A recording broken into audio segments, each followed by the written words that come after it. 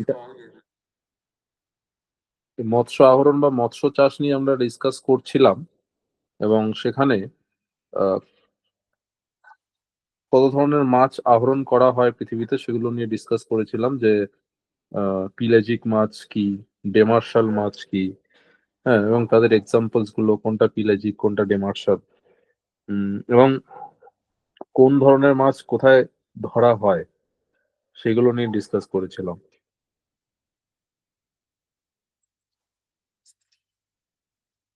ওকে, তো সেটাকেই কন্টিনিউ করি।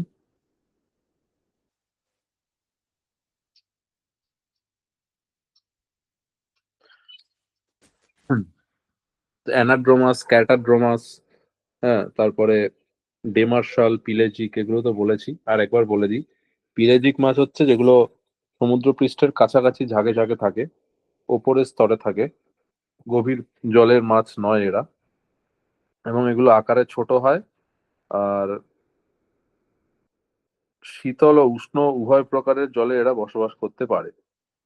এর কয়েকটা এক্সাম্পল যেমন হেরিং, ম্যাকারেল, সার্ডিন, এগুলো হচ্ছে এক্সাম্পল। যেমন হেরিং মাছ উত্তর পশ্চিম ইউরোপ, চায়না, জাপান উপকূলে পাওয়া যায়। ম্যাকারেল আহ চীন, জাপান, ফ্রান্স, নরওয়ে, ডেনমার্ক, এই সমস্ত দেশের উপকূলে পাওয়া যায়। তারপর বিস্কে বিস্কে বিস্কে উপসাগর, তারপর ভূমধ্য সাগর, আমেরিকার নিউ ইংল্যান্ড উপকূলে সার্ডিন মাছের আধিক্য দেখা যায়। তো এইগুলো হচ্ছে পিলাজিক, হেরিং, ম্যাকারেল, সার্ডিন পিলাজিক মাছের এক্সাম্পল। এরপর যদি বলা হয় যে এক্সাম্পল অফ, মানে ডেমার্শাল কাকে বলে, ডেমার্শাল হচ্ছে গভীর সমুদ্রের যে মাছগুলো পাওয়া যায়, যেগুলো আহ, যে যার মধ্যে একটা বিশেষ উল্লেখযোগ্য উদাহরণ হচ্ছে কড। কড লিভার অয়েল আমরা খুব বিখ্যাত, জানি যে আহ, অনেক সময় ডাক্তার প্রেসক্রাইব করে। তো ডেমার্শাল মাছের মধ্যে কড আছে, হেরিং আছে, এগুলো খুব মূল্যবান মাছ। এই কড টুনা জেনারেলি, হবে, বলো, টুনা মাছ হবে শুনতে পাচ্ছি না। না? টুনা ফিশ যেগুলো সেগুলো ডেমার্শাল হবে না? হ্যাঁ, টুনাও হবে ডেমার্শাল। সাধারণত কড এটা উত্তর পশ্চিম ইউরোপ, তারপর নিউ ফাউন্ডল্যান্ডের কাছে পাওয়া যায়। আর টুনা টুনা হচ্ছে ডেমার্শালের মধ্যে সব থেকে বড়, এবং এটা জাপান সাগর, চীন সাগর, ভূমধ্য সাগর, তারপর ক্যালিফোর্নিয়া উপকূলে এই মাছ পাওয়া যায়।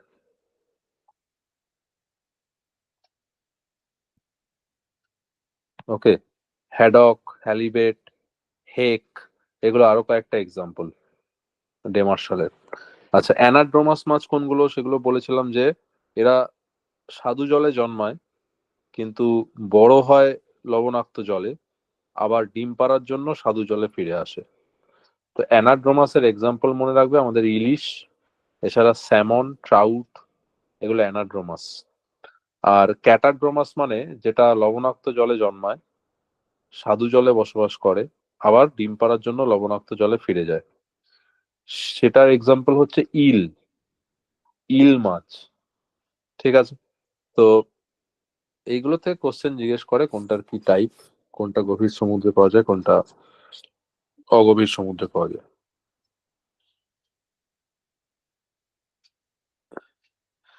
আচ্ছা, এরপর আহ, পৃথিবীর গুরুত্বপূর্ণ মৎস্য আহরণ ক্ষেত্রগুলো কি কি, মৎস্য আহরণ ক্ষেত্রগুলো কোথায় কোথায় অবস্থিত, এবং তাদের ব্যাপারে, মানে সেখানে কেন সেই মৎস্য আহরণ গুলো কেন ওখানে গড়ে উঠেছে, আর কি ধরনের মাছ সেই সমস্ত জায়গাতে ধরা হয়, সেগুলো সম্পর্কে অল্প বিস্তর জেনে রাখা উচিত। তো প্রথমে নাম্বার ওয়ান, স্ক্রিনটা দেখা যাচ্ছে? প্রথম হচ্ছে হ্যাঁ sir. North west Pacific, north west Pacific fishing ground. North west Pacific fishing ground, এটা কি? এটা প্যাসিফিক ওশনের উত্তর পশ্চিম দিকটা, অর্থাৎ এটা কোথায় পাবে? জাপান উপকূল বরাবর। জাপান উপকূল বরাবর এই ফিশিং গ্রাউন্ডটা গড়ে উঠেছে। তো এটার যদি লোকেশন দেখা যায় তাহলে দেখা যাবে শাখালিন আইল্যান্ডস রয়েছে, শাখালিন আইল্যান্ডস, তারপর নর্থ ইস্ট চায়না এবং জাপান উপকূল বা জাপান কোস্ট বরাবর এই মৎস্যক্ষেত্রটা গড়ে উঠেছে। জাপানের হংকং, তারপরে হাসাকি, ইয়োকোহামা, নাগাসাকি, এইগুলো উল্লেখযোগ্য মৎস্যক্ষেত্র। তো এটা হচ্ছে লোকেশন। কি ধরনের মাছ এখানে ধরা হয়, টাইপ অফ ফিশেস কি কি? ম্যাকারেল আছে, হেরিং আছে, তারপর ব্রিম, এই সমস্ত মাছ দেখতে পাওয়া যায়। এখানে মাছ চাষের উন্নতির কারণ কি? এখানে কন্টিনেন্টাল শেলফটা খুব অগভীর, শ্যালো কন্টিনেন্টাল শেলফ থাকার জন্য মৎস্যক্ষেত্র গড়ে উঠেছে। এবং জাপান ওকটস্ক সি থেকে শাখালিন দ্বীপ অঞ্চলে 200 মিটারের কম গভীর হওয়ায় এখানে মৎস্যক্ষেত্রটা গড়ে উঠেছে। এই জায়গার গভীরতা 200 মিটারেরও কম। আর এখানে উষ্ণ এবং শীতল স্রোত, কোন দুটো স্রোতের মিলন হয় এখানে? কুরোশীয় স্রোত আর ওয়েশীয় স্রোত। কুরোশীয় স্রোত আর ওয়েশীয় স্রোতের মিলিত হওয়ার ফলে এই জায়গাতে আইসবার্গস গুলো যেগুলো গলে গিয়ে জু প্ল্যাঙ্কটন ফাইটোপ্ল্যাঙ্কটন ছড়িয়ে পড়ে এবং যেখান থেকে মৎস্যক্ষেত্র গড়ে ওঠে। এটা হচ্ছে কারণ। ওয়ার্ম আর কোল্ড কারেন্ট যেখানেই মিলিত হবে সেখানে মৎস্যক্ষেত্র গড়ে উঠবে। তো এখানকার জলবায়ু যেটা, জলবায়ু মোটামুটি জানুয়ারি মাসে 3-4 ডিগ্রির কাছাকাছি, আর জুলাই মাসে 21 ডিগ্রি কাছাকাছি যায়। মোটামুটি শীতল জলবায়ু থাকে, এবং শীতল জলবায়ু থাকলে কি সুবিধা? সেখানে মৎস্য সংরক্ষণ করতে সুবিধা হয়, মানে দ্রুত মৎস্য পচে যায় না। এই সমস্ত সুবিধার জন্য এই বেলটা খুব উন্নত। মাছ মানে চায়না জাপান এরা মৎস্য শিকারে খুব পটু। ওকে, সেকেন্ড রিজিয়ন যেটা ওয়ার্ল্ডে মাছ মৎস্য শিকারের, সেটা হচ্ছে south east Pacific fishing ground. South east Pacific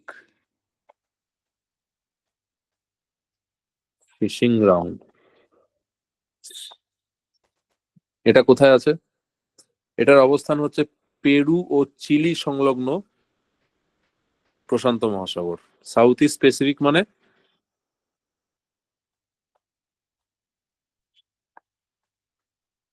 Peru এবং চিলি কোস্ট এই বরাবর এই মৎস্যক্ষেত্রটা গড়ে উঠেছে। এখানে মূলত কি ধরনের মাছ দেখতে পাওয়া যায়? কনজার কনজার ইল, তারপর কড, এই সমস্ত মাছগুলো এখানে মেনলি, এগুলো ডেমার্শাল প্রকৃতির মাছ দেখতে পাওয়া যায়। এখানে গড়ে ওঠার কারণ কি? একই, shallow continental shelf, cold current, এখানে শীতল স্রোত দেখা যায়, ল্যাব্রাডার স্রোত দেখা যায়। জলবায়ু এখানকার নাতিশীতোষ্ণ ধরনের, এই কারণে এই বেলটাও মৎস্য আহরণে উন্নত। 3 নম্বর রয়েছে west central Pacific, west central Pacific fishing ground. West central Pacific fishing ground, এটা ইন্দোনেশিয়া অস্ট্রেলিয়ার এই জায়গাগুলোতে, ইন্দোনেশিয়া আর অস্ট্রেলিয়ার কোস্ট লাইনের কাছাকাছি এই বেলটা। এখানে টুনা, ম্যাকারেল, এই মাছগুলো, বিশেষ করে এই মাছগুলো ধরা হয়। এখানে উন্নতির কারণ শ্যালো কন্টিনেন্টাল শেলফ, তারপরে অনেকগুলো বন্দরের অবস্থান, অস্ট্রেলিয়া উপকূল বরাবর, তারপর জাকার্তা, ম্যানিলা, হ্যাঁ, এই সমস্ত পোর্টস গুলো আছে বড় বড়, যেখান থেকে মৎস্য ক্ষেত্রগুলোকে মানে বিকশিত করা হয়েছে। এগুলোই মেন। 4 নাম্বার হচ্ছে north east Atlantic fishing ground.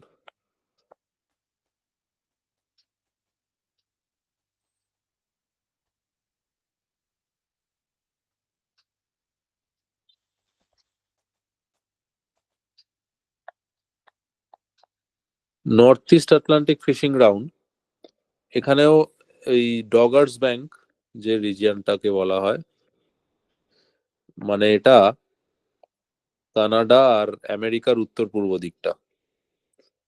Doggers bank যেখানে এখানেও দুটো স্রোত মিলিত হয়।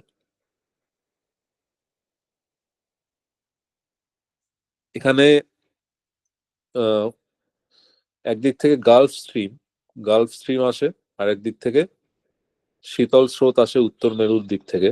এই দুটো স্রোতের মিলিত হওয়ার ফলে এখানে একটা এই ব্যাংক তৈরি হয়েছে, ডগার্স ব্যাংক বলে এটাকে।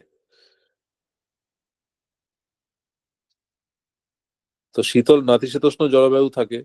হ্যাঁ, নাতিশীতোষ্ণ জলবায়ু থাকে, প্রচুর ওই আইসবার্গস থেকে ফাইটোপ্ল্যাঙ্কটন, জুপ্ল্যাঙ্কটন এগুলো নির্গত হয়, মানে উম, জলের মধ্যে আসে। তার ফলে মাছগুলো সেগুলো খাওয়ার জন্য আসে এবং সেখান থেকে মৎস্য শিকার হয়। এটা একটা বেল্ট,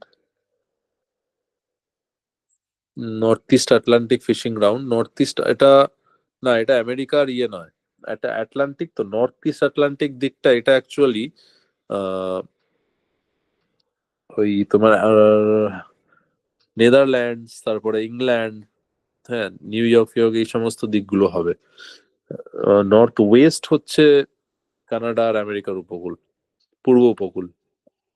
তো এই যে ক্ষেত্রটা, এখানে কয়েকটা পোর্ট আছে ইম্পর্টেন্ট। হ্যামার ফেস্ট বলে পোর্ট আছে, হ্যামার ফেস্ট পোর্ট নেদারল্যান্ডসে, আর অসলো নরওয়ে। এই পোর্টস গুলো মৎস্য শিকারে বিশেষ সাহায্য করে। বড় বড় পোর্টস যেখানে থাকে সেখানে মৎস্য শিকার বেশি সুবিধাজনক হয়। এবার আছে western Indian Ocean fishing ground. Western Indian Ocean fishing ground. Western Indian Ocean fishing ground হচ্ছে ভারত, শ্রীলঙ্কা এবং পাকিস্তানের সামুদ্রিক সামুদ্রিক যে উপকূল, সেই উপকূল বরাবর, ইন্ডিয়ান ওশানের ওয়েস্টার্ন পার্টে। এখানে মূলত ম্যাকারেল, চিংড়ি এই ধরনের মৎস্য শিকার হয়। কেন হয়? কারণ এখানে উপকূল অগভীর। মালাবার উপকূল, তারপরে কোঙ্কন উপকূল অগভীর হওয়ার জন্য মৎস্য শিকারের সুবিধা। তারপর ভারতের কোচি পোর্ট, পোরবন্দর, পাকিস্তানের করাচি, মুম্বাই ভারতের, এই পোর্ট গুলোর জন্য মৎস্য শিকারের সুবিধা। তো এটা একটা বেল্ট গেল। 6 নাম্বার বেল্ট হচ্ছে north east Pacific fishing ground. North east Pacific fishing ground হলো কানাডা এবং আলাস্কা, উত্তর আমেরিকা, এদের পশ্চিম উপকূল বরাবর। মূলত আমেরিকা আর কানাডার উপকূল বরাবর হেরিং মাছের প্রাধান্য এখানে বেশি। হেরিং মাছের প্রাধান্য বেশি। উত্তর প্রশান্ত মহাসাগরীয় স্রোত ও বেরিং বা আলাস্কা স্রোতের মিলনে এই জায়গায় মৎস্যক্ষেত্র গড়ে উঠেছে।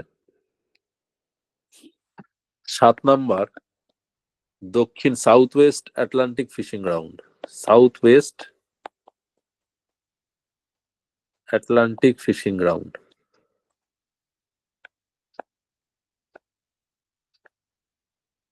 South west Atlantic fishing ground, এটার অবস্থান ব্রাজিল এবং আর্জেন্টিনা প্রভৃতি দেশের উপকূল বরাবর। এখানেও হেরিং, চিংড়ি, তারপরে তিমি, এই সমস্ত মাছগুলো ধরা হয়। এবং এখানে কয়েকটা উল্লেখযোগ্য পোর্ট হচ্ছে স্যান দিয়েগো, তারপরে রয়েছে সালভাদোর, সালভাদোর, এই পোর্টস গুলো এখানে খুবই উল্লেখযোগ্য। রিও ডি জেনিরো রয়েছে, Rio de Janeiro port.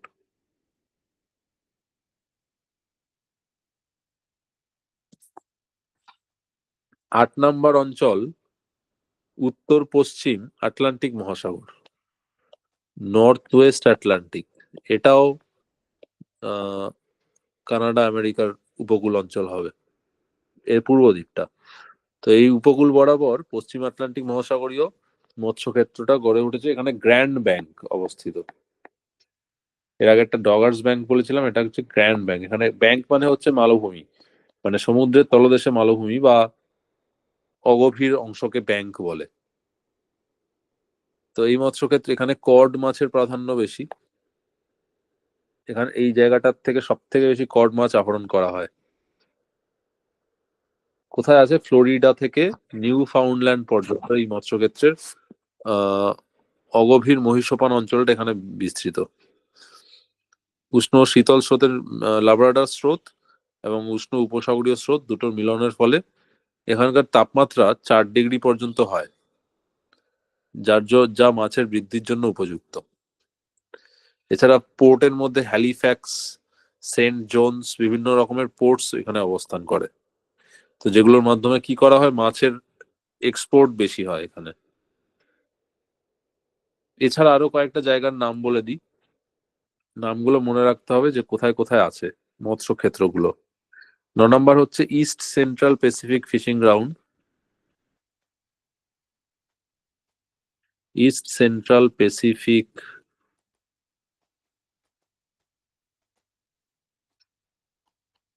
Fishing ground. 10 নম্বর south east Atlantic fishing ground.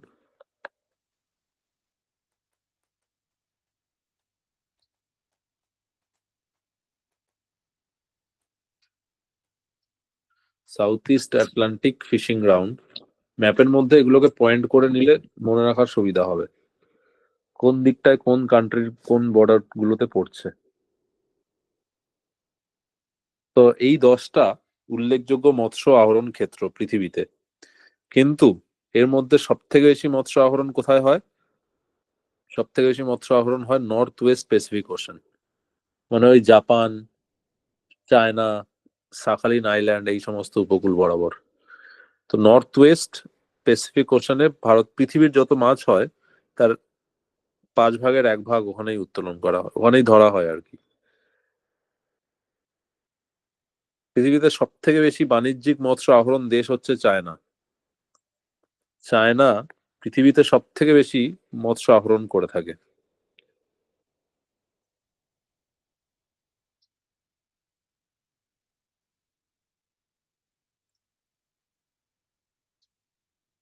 ওকে,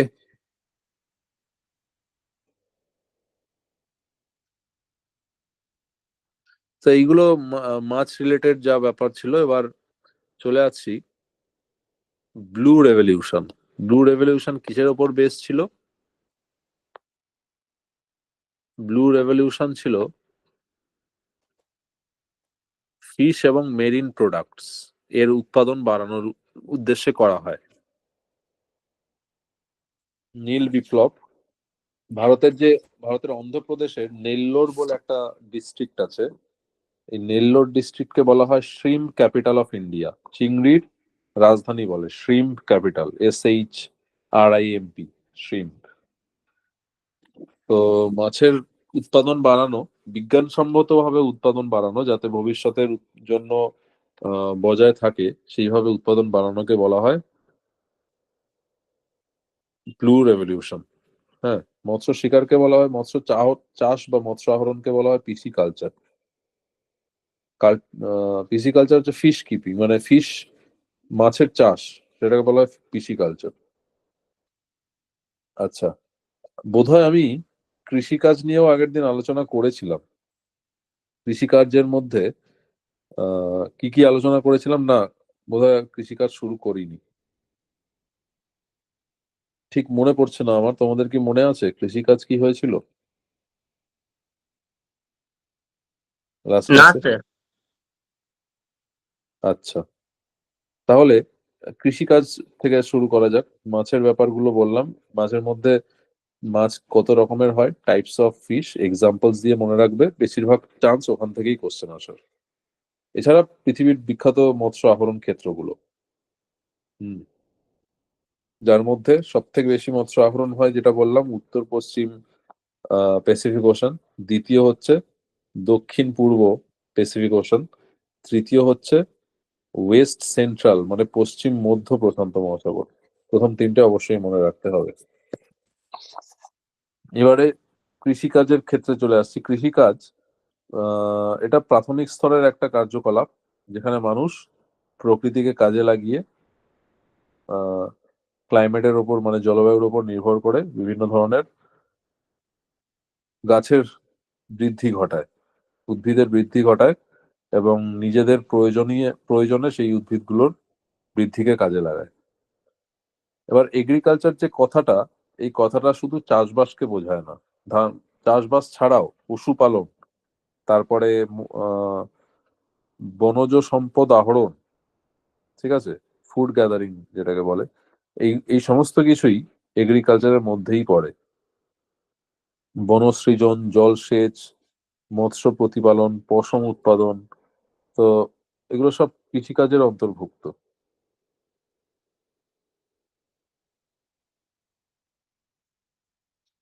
এবার কৃষিকাজের নিয়ন্ত্রক গুলো কি?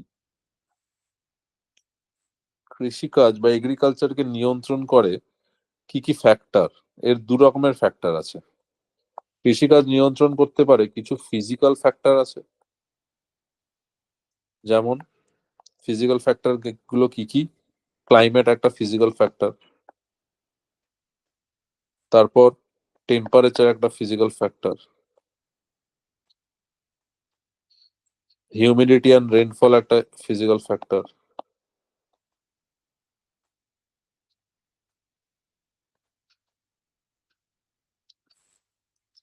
টোপোগ্রাফি। আচ্ছা, এই যে টেম্পারেচার, হিউমিডিটি, এগুলো কিন্তু ক্লাইমেটেরই পার্ট। ক্লাইমেট বললে আমরা এই জিনিসগুলোকেই বুঝি। ক্লাইমেটের দুটো মেন উপাদান কি? একটা টেম্পারেচার আর একটা রেনফল। এছাড়া এগ্রিকালচারকে নিয়ন্ত্রণ করে টোপোগ্রাফি, কোনো জায়গার ভূপ্রকৃতি কেমন, এগ্রিকালচারকে নিয়ন্ত্রণ করতে পারে। কোনো জায়গার মাটি, সয়েল কেমন, সেটা এগ্রিকালচারকে নিয়ন্ত্রণ করতে পারে। আর সেখানে কি ধরনের জৈব পদার্থ আছে, কি ধরনের মাটিতে জৈব পদার্থ মিশ্রিত অবস্থায় আছে, বেশি আছে না কম আছে, এগুলো সব মৃত্তিকা, এই সমস্ত বৈশিষ্ট্যগুলো কোনো জায়গার এগ্রিকালচারকে নিয়ন্ত্রণ করতে পারে। এটা তো গেল ফিজিক্যাল ফ্যাক্টরস গুলো, কিন্তু কিছু সোশিও ইকোনমিক ফ্যাক্টরও আছে কৃষিকাজের।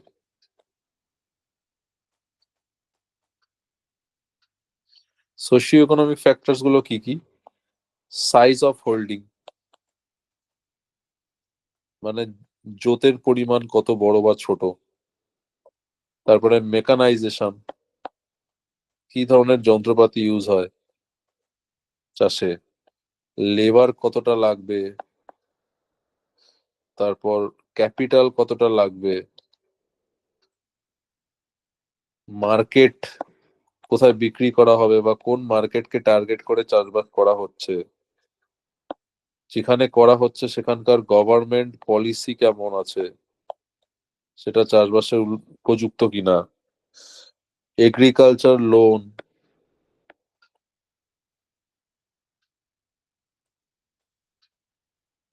তারপর ইন্স্যুরেন্স, এইগুলোর ফেসিলিটি আছে কিনা, এই সমস্ত কিছু হচ্ছে সোশিও ইকোনমিক ফ্যাক্টর এগ্রিকালচারের ক্ষেত্রে।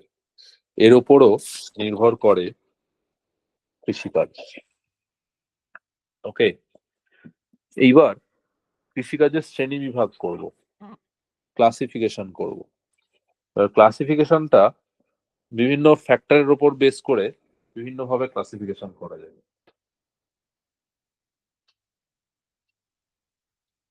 এই ফ্যাক্টর গুলো কি কি? দেখো, যদি আমি সিজনের ভিত্তিতে ভাগ করি, এগ্রিকালচারকে যদি সিজনের ভিত্তিতে ভাগ করা যায়, তাহলে তিন রকমের এগ্রিকালচার তিনটে সিজনে হয়। খারিফ, খারিফ ফসল বলি, রবি শস্য আর জায়েদ। ঋতুভিত্তিতে এই তিন ধরনের ফসল হয়।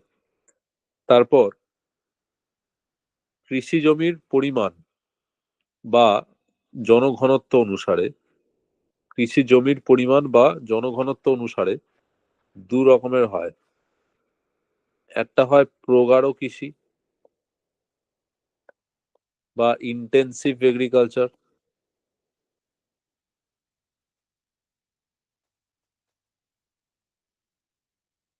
আর একটা হয় ব্যাপক কৃষি বা এক্সটেন্সিভ। ঠিক আছে। তারপর বৃষ্টিপাতের তারতম্য অনুসারে, থার্ড পয়েন্ট, বৃষ্টিপাতের তারতম্য অনুসারে একটা হয় আর্দ্র কৃষি, 2 নম্বর হয় শুষ্ক কৃষি,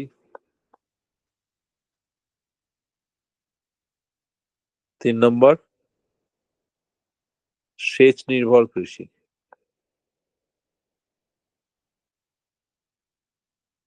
এটা কিসের ওপর বেস করে বললাম? বৃষ্টিপাতের তারতম্য অনুসারে। এরপর ফলনের পদ্ধতির উপর বেস করে, ফলন পদ্ধতির তারতম্য অনুসারে কত রকমের হতে পারে? এক ফসলি, দো ফসলি, বহু ফসলি,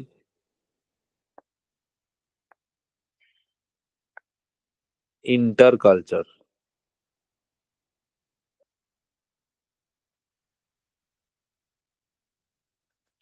ওকে। আচ্ছা, নেক্সট, জমি ব্যবহারের তারতম্য অনুসারে, জমির ব্যবহারের তারতম্য অনুসারে একটা হচ্ছে পারে স্থানান্তর কৃষি, স্থান পরিবর্তন করে করে করা হয়, শিফটিং কাল্টিভেশন। আর 2 নম্বর হচ্ছে স্থায়ী কৃষি। স্থায়ী কৃষি কোন জায়গাতে, মানে একটা জায়গাতে সারা বছর। ওকে। এরপরে চাহিদা, যোগান এবং বাজারের ওপর ভিত্তি করে, চাহিদা যোগান এবং বাজারের ওপর ভিত্তি করে কত রকমের কৃষি হয়? 1 নম্বর অস্থায়ী, আদিম, জীবন ধারণ ভিত্তিক প্রকারক কৃষি।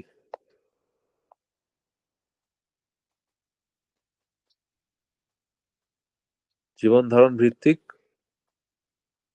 প্রকারক কৃষি, এটা একটা। নেক্সট হচ্ছে স্থায়ী, আদিম, বাকি সব সেম, জীবন ধারণ ভিত্তিক প্রকারক কৃষি। তারপর নেক্সট হচ্ছে জীবন ধারণ ভিত্তিক কৃষি।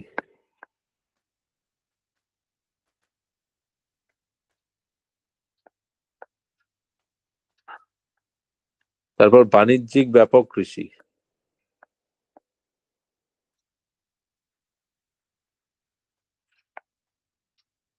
তারপর বাগিচা কৃষি।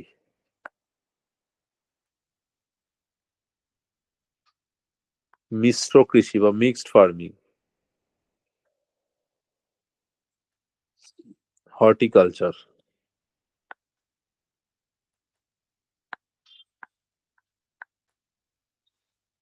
হর্টিকালচার। এই সমস্ত বিষয়গুলো চাহিদা যোগান বাজার কেমন তার উপর ভিত্তি করে ভাগ করা। আচ্ছা, জলবায়ুর তারতম্য অনুসারে কত রকমের হবে কৃষি?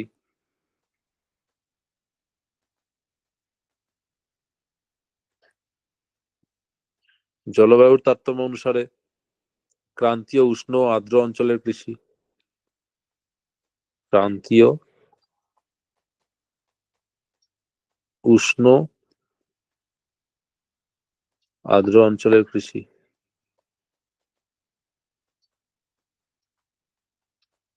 তারপর ভূমধ্যসাগরীয় অঞ্চলের কৃষি।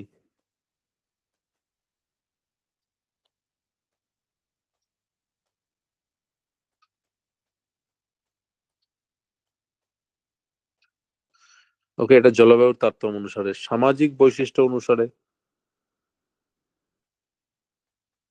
মানে কত রকম ভাবে ক্লাসিফাই করা যায় কৃষিকে? সামাজিক বৈশিষ্ট্য অনুসারে ধনতান্ত্রিক কৃষি ব্যবস্থা,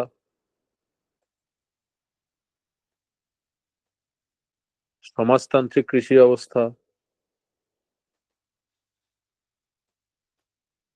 এবং সামন্ততান্ত্রিক কৃষি ব্যবস্থা।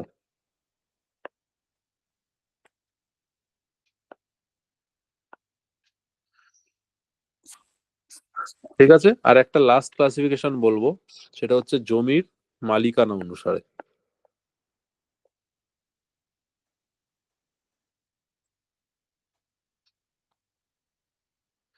জমির মালিকানা অনুসারে রাষ্ট্রীয় খামার,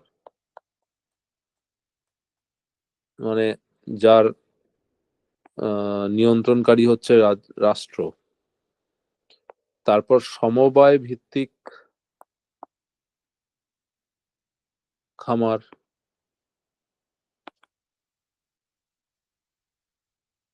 আর আরেকটা হচ্ছে ব্যক্তিগত খামার। ঠিক আছে, তো এইভাবে জমির মালিকানা অনুসারে তিন ভাবে ভাগ করা যায়। এবার এই যে ক্লাসিফিকেশন গুলো বললাম, এখান থেকে সব থেকে ইম্পর্টেন্ট যেগুলো হচ্ছে ইন্টেন্সিভ, খারিফ রবি জায়েদ তো পড়তে হবে, গাছের উদাহরণ দিয়ে কোন কোন ফসল কোন ঋতুতে হয় উদাহরণ দিয়ে দিয়ে পড়তে হবে। প্রগাঢ় কৃষি, ব্যাপক কৃষি, তারপর স্থানান্তর কৃষি, বাণিজ্যিক ব্যাপক কৃষি। ওখানে ব্যাপক কৃষি যেটা পড়েছিলাম, ওই বাণিজ্যিক ব্যাপক কৃষি একই ব্যাপার। আর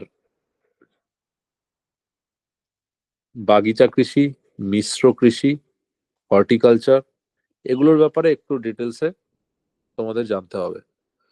তো এগুলো আমি খুব ডিটেলসে আলোচনা করব না, এগুলো তোমরা নোটস পড়ে রিডিং পড়বে আন্ডারলাইন করতে করতে, যে কোন কোন জায়গা থেকে কোশ্চেন হতে পারে নিজেরাই পড়ার সময় আন্ডারলাইন করে করে যাবে, যে এইটাও একটা ইম্পর্টেন্ট পয়েন্ট, এটা একটা ইম্পর্টেন্ট পয়েন্ট। যে কোনো এই অঙ্কগুলোর থেকে প্রশ্ন হয়। যেমন ধরো প্রগাঢ় কৃষি, আমি একটু আইডিয়া দিয়ে দিই। প্রগাঢ় কৃষি বলতে কি বোঝায়? পৃথিবীর যে সমস্ত অঞ্চলে জনঘনত্ব খুব বেশি এবং কৃষি জমির পরিমাণ সীমিত, সেই সব দেশে কৃষিকার্যে শ্রম ও মূলধন বিনিয়োগ করে জীবন ধারণের জন্য ফসল উৎপাদনের প্রচেষ্টাকে জীবন ধারণ ভিত্তিক নিবিড় কৃষি বলে। কোথায় দেখতে পাবে? সাধারণত দক্ষিণ পূর্ব এশিয়ার দেশগুলোতে, যেমন আমাদের ভারতের গঙ্গা সমভূমি, ব্রহ্মপুত্র সমভূমি, মায়ানমারের দক্ষিণ দিক, ইন্দোনেশিয়া, কম্বোডিয়া, ভিয়েতনাম, দক্ষিণ পূর্ব চীন, এই সমস্ত দেশে, এছাড়া মিশর, সুদান, এই সমস্ত দেশে আমরা এই ধরনের কৃষিকাজটা দেখতে পাই, ইন্টেন্সিভ এগ্রিকালচার দেখতে পাই। তো এই সংজ্ঞাটার মধ্যেই এর বৈশিষ্ট্যগুলো লুকানো আছে। যেমন কৃষি জমির পরিমাণ সীমিত হয়, যত খুশি জমিকে বাড়ানো সম্ভব হয় না। তারপর জনসংখ্যার বিপুল চাপ থাকায় মাথাপিছু জমির পরিমাণ সীমিত, আর কৃষি জোতগুলো আয়তনে ছোট ছোট হয়। কৃষি শ্রমিকের নিজস্ব জমি থাকে না, তারা জমির মালিকানা থেকে বঞ্চিত হয়। কৃষি শ্রমিক সহজলভ্য থাকায় শ্রমিকের মজুরি কম হয়। তারপর আধুনিক যন্ত্রপাতির ব্যবহার খুব একটা বেশি হয় না। কৃষিকাজ মূলত পশু নির্ভর হয়।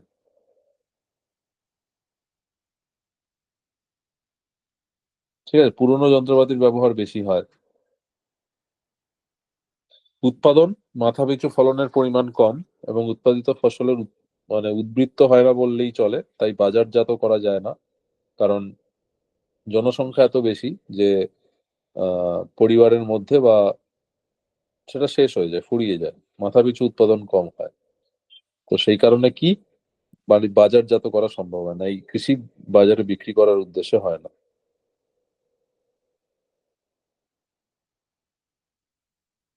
তারপর ব্যাপক কৃষি ঠিক এর উল্টো, যে কৃষি ব্যবস্থায় প্রচুর মূলধন বিনিয়োগ, কারিগরি কৌশল ও জড় শক্তির প্রয়োগের মাধ্যমে, মানে বিভিন্ন মেশিনারিজ যন্ত্রপাতির প্রয়োগের মাধ্যমে বাণিজ্যের জন্য শস্য উৎপাদন করা হয়। মূলত ব্যবসা বাণিজ্যের উদ্দেশ্যেই এই ধরনের কৃষিকাজ করা হয়, তাকে ব্যাপক কৃষি বলে। এগুলো উন্নত দেশগুলোতে দেখা যায়, যেমন আমেরিকাতে পাবে, America, Canada, Argentina, Ukraine, Australia প্রভৃতি দেশে ব্যাপক কৃষি পদ্ধতি চাষ করা হয়। কৃষিজাত পণ্য প্রধান যেটা সেটা হচ্ছে গম। ব্যাপক কৃষিতে গমের চাষ বেশি হয়, আর নিবিড় কৃষিতে সেটা ধানের চাষ বেশি হয়। তো দেখবে দক্ষিণ পূর্ব এশিয়ার দেশগুলোতে ধানের চাষ বেশি হয়। বৈশিষ্ট্য কি? কৃষি জমির পরিমাণ অনেক বেশি হয়, জমিগুলো অনেক দূর পর্যন্ত বিস্তৃত হয়, জনসংখ্যা এবং জনঘনত্ব দুটোই খুব কম। একটি জমি থেকে বছরে একাধিকবার ফসল তোলা যায়। কৃষি জোতগুলো অনেক আয়তনে বড় হয়। শ্রমিকরা বিজ্ঞান মনস্ক, আধুনিক কৃষি পদ্ধতি ব্যবহারে সক্ষম। শ্রমিকদের মজুরি বেশি। জনসংখ্যা কম হওয়ায় প্রয়োজনীয় শ্রমিকের ঘাটতি দেখা যায়। আধুনিক পদ্ধতিতে কৃষিকাজ করা হয় বলে, উন্নত যন্ত্রপাতির ব্যবহার করা হয় বলে এখানে কি হয়, প্রযুক্তি, কারিগরি, এই সমস্ত জিনিসের জন্য খরচা বেশি, মানে ক্যাপিটাল ইনভেস্টমেন্ট বেশি করতে হয়। উৎপাদনের ফলে যে ফসল উৎপাদিত হয় সেটার উদ্বৃত্ত থাকে, কারণ মাথাপিছু উৎপাদন এখানে, মানে জনসংখ্যা কম বলে মাথাপিছু উৎপাদন কম, মাথাপিছু উৎপাদন বেশি, তো যার ফলে উদ্বৃত্ত বেশি থাকে, সেটা বাজারজাত করা সম্ভব হয়। তাই বাজারকে টার্গেট করেই এই ধরনের ফসল চাষ হয়। পৃথিবীর উন্নত দেশগুলিতে এই কৃষি ব্যবস্থা বিশেষভাবে প্রচলিত আছে। ঠিক আছে, এটা বাণিজ্য ভিত্তিক।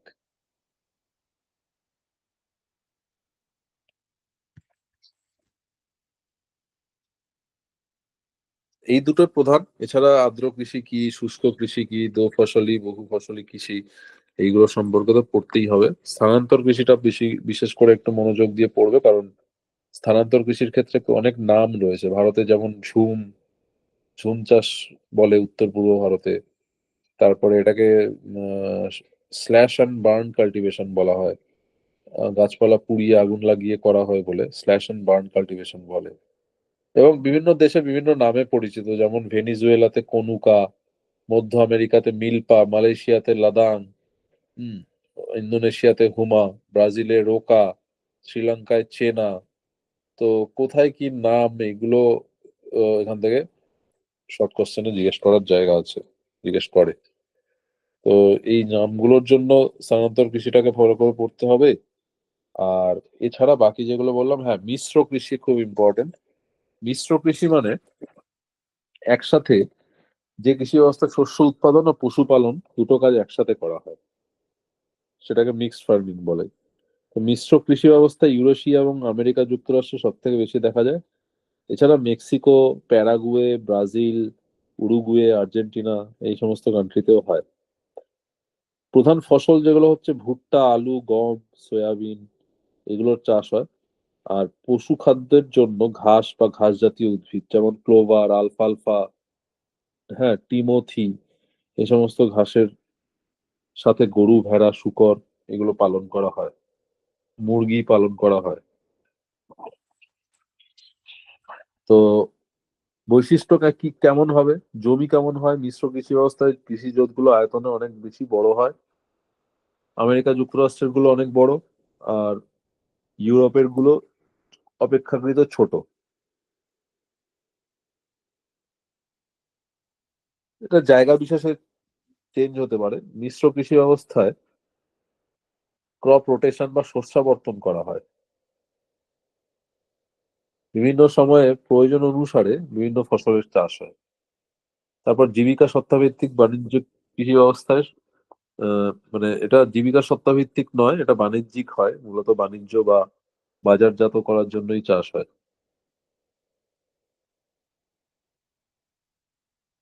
এই কৃষি ব্যবস্থায় জৈব সার ব্যবহার করা হয়। জৈব সার ব্যবহার করা হয় কেন?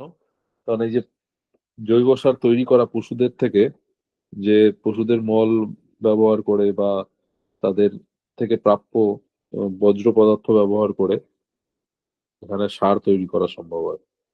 তাই অর্গানিক ফার্টিলাইজার ইউজ হয়, জৈব সার ব্যবহার হয়। আর এটা প্রযুক্তিগতভাবে খুব উন্নত। এবং এখানে দেখা যায়, যদি কোনো সময় ফসলের ক্ষতি হয়, তাহলে যারা চাষি, কৃষক, তাদের খুব একটা ক্ষতি হয় না, কারণ পশু দিয়ে তারা সেটা মেকআপ করে নেয়। আবার যদি পশুদের কোনো রোগ বা কিছু হয়, তখন ফসল থেকে যে আমদানি হয় সেটা থেকে মেকআপ করে নেয়, তাই খুব একটা বেশি লস এই ধরনের কৃষিতে দেখা যায় না। ওকে, এরপরে হর্টিকালচার সম্পর্কে। হর্টিকালচার মানে কি? হর্টিকালচার মানে commercial cultivation of fruits, flowers and vegetables. Commercial cultivation of fruits, flowers and vegetables কে একসাথে হর্টিকালচার বলে। এবারে আলাদা আলাদা টার্মস রয়েছে, floriculture, pomiculture, olericulture. Floriculture মানে ফুলের চাষ, পোমাম কালচার মানে হচ্ছে ফলের চাষ, ওলেরি কালচার শাকসবজির চাষ। আলাদা আলাদা ভাবেও নাম আছে, আবার একসাথে হর্টিকালচারও বলে। এই এগ্রিকালচারের বিভিন্ন বিষয়গুলোকে, মানে টাইপস অফ এগ্রিকালচার গুলোকে পড়তে হবে, ইম্পর্টেন্ট। শস্যাবর্তন কাকে বলে? শস্যাবর্তন মানে সারা বছর একটাই ফসলের চাষ না করে ঘুরিয়ে পেঁচিয়ে, মানে ঘুরিয়ে ফিরিয়ে বিভিন্ন ফসলের চাষ করা, যাতে মাটির উর্বরতাও বজায় থাকে আর বিভিন্ন ধরনের ফসলের চাষও করা হয়।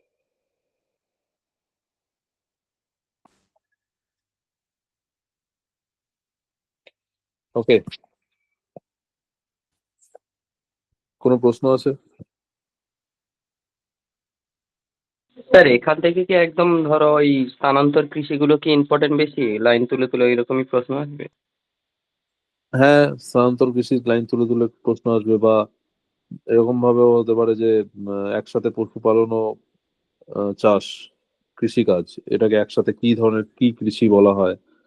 তারপর আহ কোন একটা বৈশিষ্ট্য তুলে দিল, যে এই তিনটে লাইন তুলে দিয়ে বললো এইটা কোন কৃষির বৈশিষ্ট্য, ব্যাপক কৃষি না নিবিড় কৃষি, কোন দেশে কি ধরনের কৃষিকাজ দেখা যায়, কোন কোনটা কোন ধরনের কৃষির প্রধান ফসল, ধান কোন ধরনের কৃষিতে হয়, গম কোন ধরনের কৃষিকাজের প্রধান ফসল, এই ধরনের প্রশ্ন হয়।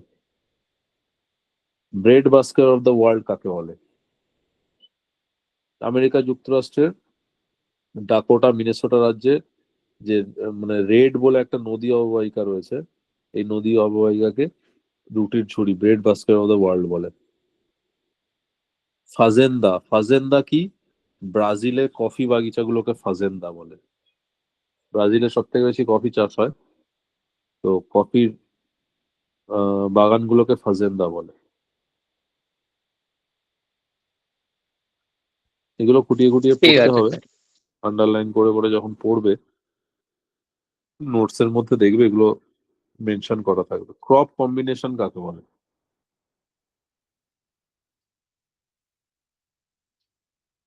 ক্রপ কম্বিনেশন কে দিয়েছিল ক্রপ কম্বিনেশনের সূত্র?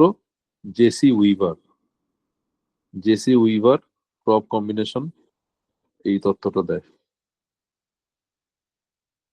যেখানে একটা ফসল জমিতে কতগুলো ফসলের চাষ করলে সব থেকে বেশি আউটপুট পাওয়া যাবে, সেটা তিনি একটা ফর্মুলার মাধ্যমে দেখিয়েছিলেন।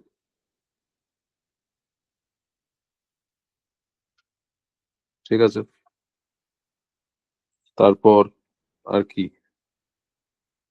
এই একটু হাইয়েস্ট প্রডিউসিং কান্ট্রিজ গুলো, যেমন ধান উৎপাদনের প্রধান দেশ, গম উৎপাদনের প্রধান দেশ, চা উৎপাদনের প্রধান দেশ, কফি উৎপাদনের প্রধান দেশ, হ্যাঁ, ফল উৎপাদনের প্রধান দেশ, এগুলোর লিস্ট বানিয়ে পড়তে হবে। জেনারেলি এগুলো খুব একটা বেশি চেঞ্জ হয় না, বেশিরভাগ ক্ষেত্রেই চায়না চায়না ওপরে পাবে।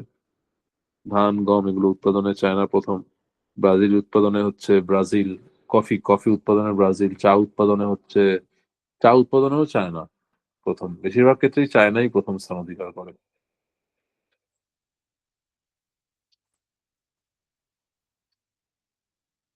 রাবার উৎপাদনে থাইল্যান্ড।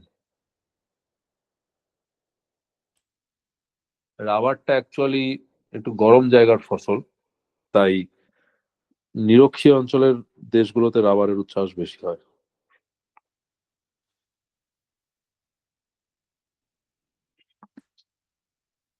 ওকে, তো এই এক একটা করে টাইপস অফ ফসল, এইগুলো সম্পর্কে আর বলছি না।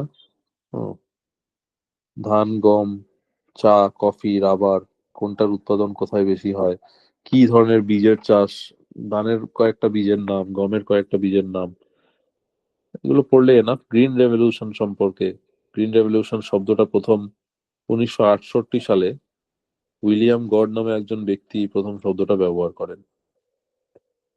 তারপর নরমান বারলগকে বলা হয় গ্রিন রেভলিউশনের জনক। ভারতীয় গ্রিন রেভলিউশনের জনক কে? MS স্বামীনাথন। আচ্ছা, এরপর খনিজ সম্পদ আমাদের সিলেবাসের মধ্যে আছে, খনিজ সম্পদ আছে, এবং তারপরে ইন্ডাস্ট্রিও আছে। খনিজ সম্পদের মধ্যেও সেম, মানে পৃথিবীতে কয়লা উৎপাদনকারী দেশ, তারপর লৌহ আকরিক উৎপাদনকারী দেশ, এছাড়া বাকি যে মিনারেলস গুলো যেগুলো মেন, যেমন কপার, তারপর aluminium, zinc, lead, silver, gold, এইগুলো উৎপাদনে পৃথিবীতে প্রথম স্থানের দিকে কারা কারা আছে তার লিস্ট বানিয়ে ওয়ার্ল্ডের মধ্যে ফার্স্ট সেকেন্ড এই দুটো, মিনিমাম দুটো অ্যাটলিস্ট পড়তেই হবে। তারপর ধরো লৌহ আকরিক, লৌহ আকরিকের টাইপস গুলো কি কি, যেমন ম্যাগনেটাইট, হেমাটাইট, তারপর লিমোনাইট, সিডেরাইট, এই চার ধরনের লৌহ আকরিক হয়। ঠিক আছে, খনিজ সম্পদকেও শ্রেণী বিভাগ করা যায়। খনিজ সম্পদের শ্রেণী বিভাগ করলে abiotic mineral, biotic mineral. Abiotic মানে কি, যেমন লৌহ আকরিক, তামা, টিন, এগুলো কোনো প্রাণীর দেহ থেকে তৈরি হয়নি। কিন্তু যদি বায়োটিক মিনারেলের কথা বলি, যেমন কয়লা, খনিজ তেল, প্রাকৃতিক গ্যাস, এগুলো গাছপালা বা প্রাণীর দেহ থেকে, প্রাণীর দেহ চাপা পড়ে হয়েছে। তো বায়োটিক, অ্যাবায়োটিক এভাবে ভাগ করা যায়। তারপরে আরো ভাগ করা যায় ধৌত, সরি, ধাতব খনিজ বলে। ধাতব খনিজ মানে যেগুলোতে ধাতব বৈশিষ্ট্য আছে, যেমন লৌহ আকরিক, ম্যাঙ্গানিজ, নিকেল, টাংস্টেন, কোবাল্ট। হ্যাঁ, সেগুলোরও ভাগ আছে। ধাতব খনিজের মধ্যে আবার কিছু আছে ফেরাস, কিছু আছে নন ফেরাস। ফেরাস মানে যার মধ্যে লোহার বৈশিষ্ট্য আছে, নন ফেরাস মানে লোহার বৈশিষ্ট্য নেই। এরকম ভাবে ভাগ করা যায়। অধাতব খনিজ আছে, অধাতব খনিজ যেমন গন্ধক, সৈন্ধব লবণ, পটাশ, ডলোমাইট, স্লেট, গ্রাফাইট, এগুলো সমস্ত বিষয়গুলো রয়েছে। জ্বালানি হিসাবে কিছু খনিজ পদার্থ ব্যবহার করা হয়, পেট্রোল, কয়লা, প্রাকৃতিক গ্যাস, ইউরেনিয়াম, থোরিয়ামও আছে, এগুলো অ্যাটমিক মিনারেলস। তো এরকম অনেকগুলো টাইপস অফ মিনারেলস আমরা দেখতে পাই। মিনারেলস এর ক্লাসিফিকেশন করা যায়, বিভিন্ন ভাবে ভাগ করা যায়। একটু খুঁটিয়ে খুঁটিয়ে প্রধান যে মিনারেলস গুলো, যেমন আয়রন ওর, আয়রন ওর উৎপাদনে প্রথম কোন কোন জায়গাতে হয় সেগুলো, প্রথম, দ্বিতীয়, তৃতীয়, এবং ভারতের ব্যাপারটাও একটু, ফার্স্ট, সেকেন্ড, থার্ড, আর ইন্ডিয়ার ব্যাপারে, এই এইভাবে দেখলেই হবে। এবার যদি ফার্স্ট, সেকেন্ড, থার্ড এর মধ্যে ইন্ডিয়া থাকে, তাহলে তো সেখানে ইন্ডিয়া চলে আসছে, আর আলাদা করে ইন্ডিয়া পড়ার দরকার নেই।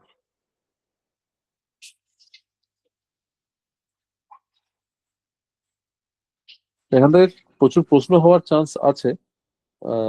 ইকোনমিক জিওগ্রাফিতে অনেক, মানে বিশেষ করে এটা স্থান ভিত্তিক, জায়গা ভিত্তিক এই পুরো চ্যাপ্টারটা। তো সেই কারণে একটু প্রত্যেকটা মিনারেলস আলাদা করে। তবে তোমাদের বোধহয় সিলেবাসে আয়রন ওরটাই আছে। আয়রন ওর ছাড়া আর কিছু আছে কি? আয়রন ওর আর কোল, এই দুটোই বোধহয় প্রধান।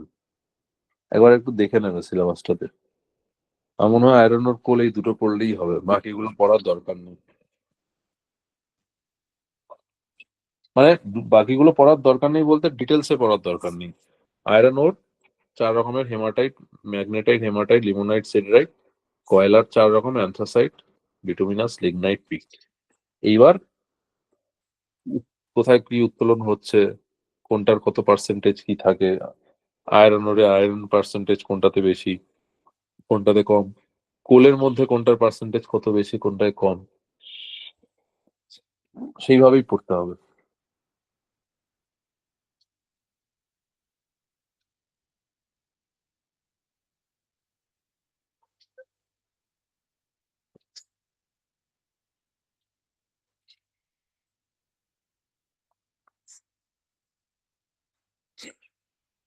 বাকিগুলো সম্পর্কে জাস্ট মানে কোন, যেমন বক্সাইট, বক্সাইট থেকে কি পায়? অ্যালুমিনিয়াম। তো অ্যালুমিনিয়াম হচ্ছে বক্সাইটের, বক্সাইট হচ্ছে অ্যালুমিনিয়ামের ওর।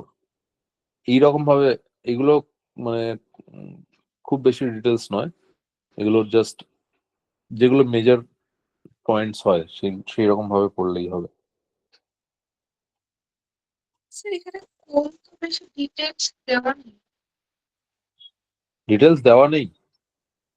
না মানে আমার কাছে বইটা আছে বলতে, মানে আয়রন ওরটা আছে, কিন্তু কোল মানে পার্টিকুলার কোলের কোনো টপিক এখানে নেই। কোথায় কোথায় দেওয়া নেই? কোন জায়গার আমি কথা বলছো? এটা কার্তিক চন্দ্র মন্ডলের বই থেকে দেখছিলাম। কার্তিক চন্দ্র মন্ডলের মধ্যে ডিটেলসে দেওয়া নেই? হ্যাঁ মানে এখানে ইকোনমিক জিওগ্রাফি যে পার্টটা, ওটা হ্যাঁ, দেখছি আমি। তো এখানে মিনারেল রিসোর্সের আন্ডারে ফার্স্টে আছে আয়রন ওর, হ্যাঁ। সেটা ডিটেলস আছে, এই বক্স করে দেওয়া আছে পুরোটা। তারপরে আছে কপার, আচ্ছা, মানে আয়রন, ম্যাঙ্গানিজ, কয়লা টয়লার ব্যাপারগুলো নেই? না manganese, bauxite, zinc, nickel, lead, tungsten, tin, diamond, gold, silver, ব্যাস। এরপরে পাওয়ার রিসোর্সে চলে যাচ্ছে, সেইখানে গিয়ে কোলের সামান্য একটু ডিটেলস আছে। হুম। ওই জাস্ট বক্স করে চারটায় 4 টাইপ অফ কোল আর চারটে দেশ, আর কিছু দেওয়া নেই। হ্যাঁ। মানে এতটুকু এটা, এনাফ হবে স্যার কোলের জন্য, তাই তো? হ্যাঁ অতটুকু, মানে কোলের ক্ষেত্রে জাস্ট টাইপস গুলো পৃথিবীতে প্রধান কোল উৎপাদনকারী দেশ, ভারতের মধ্যে প্রধান কোল উৎপাদনকারী রাজ্য, এবং ভারতের ক্ষেত্রে একটু জায়গাগুলোর নাম, যেমন কোথায় পশ্চিমবঙ্গে প্রথম কয়লা পাওয়া গেছিল দুর্গাপুরে, ভারতবর্ষের প্রথম কয়লা খনি দুর্গাপুরে, এখন যেমন ঝরিয়া সব থেকে বড়। এছাড়া কোথায় কোথায় পাওয়া যায় কিছু জায়গার নাম, ডাল্টনগঞ্জ, তারপর দল্লি রাজহারা, আহ, দল ছত্তিশগড়, উড়িষ্যা, ঝাড়খণ্ড, এই রাজ্যগুলোর মধ্যে কোন কোন জায়গা কয়লা উত্তোলনের জন্য বিখ্যাত। আচ্ছা স্যার, ঠিক আছে। এর বেশি কিছু দরকার পড়বে না।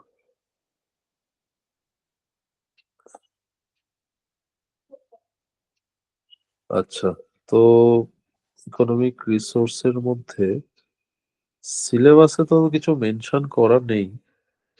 না স্যার, সিলেবাসে তেমন কোনো মেনশন নেই। হ্যাঁ, সিলেবাসে 9-10-এ আছে lumbering, dairy, fishing, mining, power generation, agriculture and industry, এইটুকুই আছে। Dairy, farming, fishing, mining.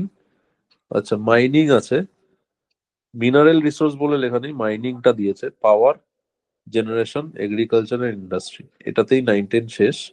11-12 এর জন্য আরো অনেক কিছু, lumbering, dairy farming, fishing, mining, power generation, agriculture and industry. তারপর models of economic system, theories of location of economic activity, ranking of world economies, world trade organisation, international trade, economic disparity and social inequality, অনেক কিছু আছে এখানে, sustainable development and impact of globalisation. তো 9-10-এর সিলেবাসে economic জিওগ্রাফিটা অনেকটা টেনেছে, অনেক বড় অনেক কিছু মোটামুটি। না, 11-12-এর সিলেবাসে, 9-10-এর সিলেবাসে যতটুকু আমরা করে নিয়েছি অলমোস্ট শেষ, মানে শেষের দিকে শুধু পাওয়ার জেনারেশন করলেই হয়ে যাবে, এগ্রিকালচার ইন্ডাস্ট্রিটা বাকি আছে। পাওয়ার জেনারেশন ইন্ডাস্ট্রি করলেই 9-10-এর সিলেবাস হয়ে যাবে। 11-12-এ আরো অনেক কিছু আছে, এগুলো করতে হবে। বিশেষ করে থিওরিজ গুলো আছে এখানে, থিওরিজ গুলো একটু করতে হবে। Location, theories of location of economic activity, ওই ভন থুনেনের থিওরি আছে, গুনার মিডালের থিওরি আছে, লিস্ট কস্ট থিওরি আছে, ওয়েবারের। এই তিনটে থিওরি মিনিমাম পড়ে রাখতে হবে।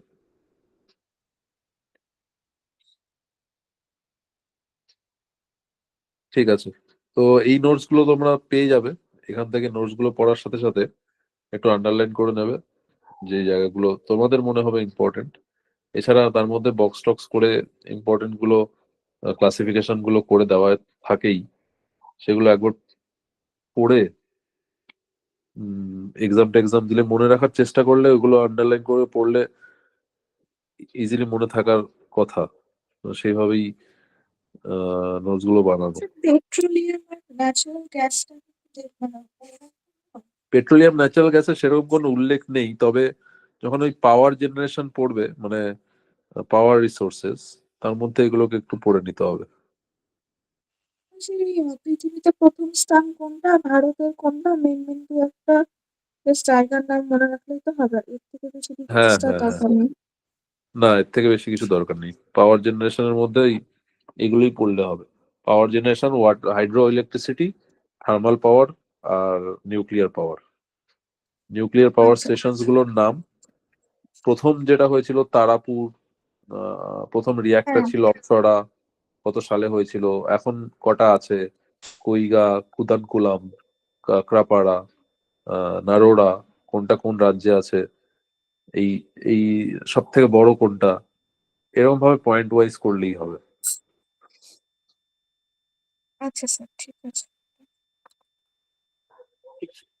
ঠিক আছে, তো ইন্ডাস্ট্রিটা পরের ক্লাসেই করব, আর থার্মাল পাওয়ারটা মানে পাওয়ার স্টেশনস গুলো পরের ক্লাসে, ইন্ডাস্ট্রি, পাওয়ার স্টেশনস, আর ওই তিনটে থিওরি, ভন থুনেন, গুনার মিডাল, দেখে নেবো গুনার মিডালটা আছে কিনা, না হলে ভন থুনেন আর আলফ্রেড ওয়েবার, এদের দুজনের থিওরি অবশ্যই করতে হবে। এই থিওরিজ গুলো ডিসকাস করবো এখানে। ওই আইসোডোপেন, আইসোটেম, এইগুলো গুরুত্বপূর্ণ, কোনটা কি। স্যার আমার একটা জিওমর্ফোলজি থেকে একটা ডাউট ছিল। বলো।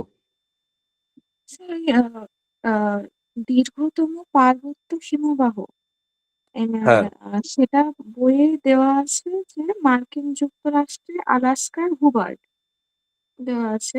আমি জাস্ট মানে এমনি গুগলে টাইপ করছিলাম, ওটা দেখলাম ওটা অন্য কিছু দেওয়া আছে। হ্যাঁ, গুগলে সার্চ করলে হবে না, গুগলে সার্চ করলে তুমি কনফিউজড হয়ে যাবে, উইকিপিডিয়া বা বিভিন্ন ওয়েবসাইটে বিভিন্ন রকম পাবে। এইগুলো বইয়ের মধ্যে থেকে পড়াই ভালো। বিশেষ করে বই দেখবে থেকেই হিমবাহ পড়ছিলাম এবার। চ্যাপ্টারটা শুরুতেই, হিমবাহ হ্যাঁ চ্যাপ্টারটা হ্যাঁ শুরুতেই পার্বত্য হিমবাহ, মহাদেশীয় হিমবাহ, আর পিডমন্ট গ্লেশিয়ার, পাদদেশীয়। হ্যাঁ পাদদেশীয় হিমবাহ, এগুলো যেগুলো নাম দেওয়া আছে ওইগুলোই পড়বে। আমরা গতানুগতিক ওইগুলোই পড়ে আসি, স্কুল কলেজের বইতে ওইগুলোই লেখা, আর ওইগুলো আসলে ওগুলোই আসবে। কিন্তু মানে এগুলো সব চেঞ্জ গুগলে হয়ে যে গেছে। নামটা পেলাম সেটা কখনো পড়িও নি, দেখিও নি, হঠাৎ করে ওটা আমি যে র্যান্ডম সার্চ করতে গিয়ে ওটা পেলাম, ওই জন্য জিজ্ঞেস করছিলাম। হ্যাঁ অবশ্যই, তুমি প্রত্যেকটা সার্চ করো, প্রত্যেকটা আলাদা আলাদা নাম পাবে। এখন ওইগুলো সব চেঞ্জ হয়ে গেছে, মানে এগুলো তো রিসার্চ চলছে, আবিষ্কার হচ্ছে, নাম পাল্টাচ্ছে, কিন্তু গতানুগতিক যেগুলো বইতে আছে আমাদের ওইগুলোই পড়তে হবে। বই বেস করেই তো কোশ্চেন হয়, যে কোশ্চেন আচ্ছা। করবে তারা অত নেট ফেট ঘেটে করবে না। হুম, আচ্ছা আর স্যার, ঠিক যদিও আছে। করে, তুমি বোর্ড বই, বোর্ডের যে বই আছে, হ্যাঁ ওয়েস্ট বেঙ্গল বোর্ডের, তাদের বইতে এই গ্রামগুলোই আছে, হ্যাঁ, মালাস্পিনা, হুবারটাই আছে। মালাস্পিনা, হুবার্ড, এইগুলোই আছে। হ্যাঁ তো হ্যাঁ হ্যাঁ। ওই নামগুলোই দেবে। আচ্ছা স্যার, ঠিক আছে তাহলে। ঠিক আছে,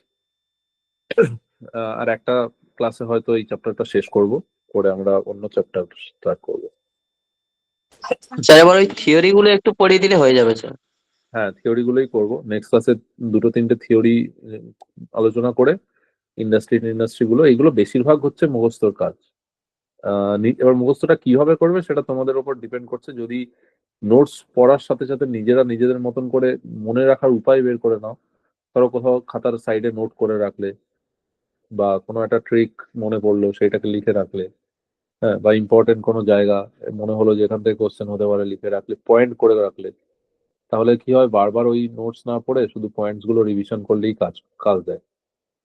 কোশ্চেন আনসার সলভ করলে বেশি মনে থাকে আরো, শুধু পড়ার থেকে।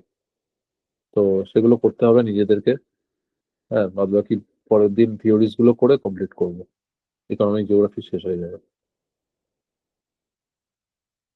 ওকে। ওকে স্যার, ঠিক আছে। ঠিক আছে। হ্যাঁ, গুড নাইট।